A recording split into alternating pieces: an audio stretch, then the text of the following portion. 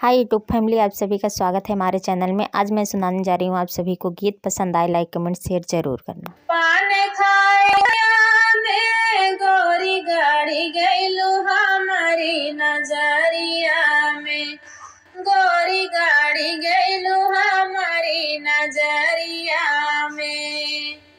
आखिया में काजरा हो नाक में नथुनिया, आखिया में काजरा हो नाक में नथुनिया। छम छम बाजाई पाव पाए जनिया, छम छम बाजाई पाव पाए जनिया।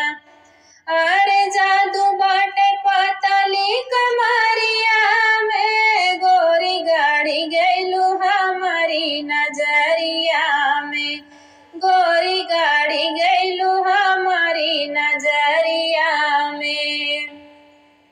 पान खाई गईलू बजरिया में, गोरी गाड़ी गईलू हमारी नजरिया में, गोरी गाड़ी गईलू हमारी नजरिया में।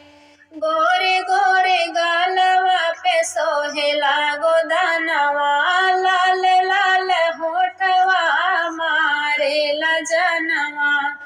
गोरे गोरे गालवा पे सोहेला गोदानवा, लाल लाल होठवा मारेला हे जनवा। अरे घूमे जालू मुंबई सहरिया में, गोरी गाड़ी गईलू हमारी नजरिया में, गोरी गाड़ी गईलू हमारी नजरिया में।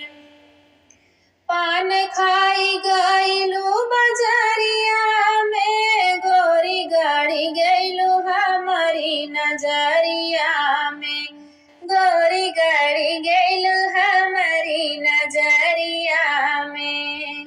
बारी उमरिया में करेलू नखरवा, केसिया लहर जैसे काली नगिनिया।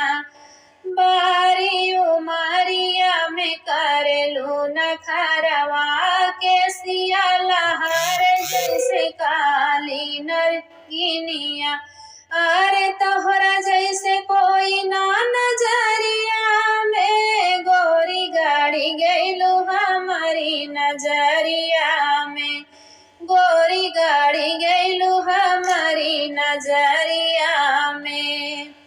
पान खाई गईलू बजरिया में, गोरी गाड़ी गईलू हमारी नजरिया में, गोरी गाड़ी गईलू हमारी नजरिया में। हमारा गाना आप लोग को कैसे लगा कैसे नहीं लगा, एक छोटा सा कमेंट करके ज़रूर बताना। जितनी माताएं जितनी बहनें हमारे गाना सुनी हैं तो प्लीज़ कमेंट करके बताना हमारे गाना आप लोगों को कैसे लगी। मिलते हैं अगले वीडियो में, तब तक के लिए बाय बाय।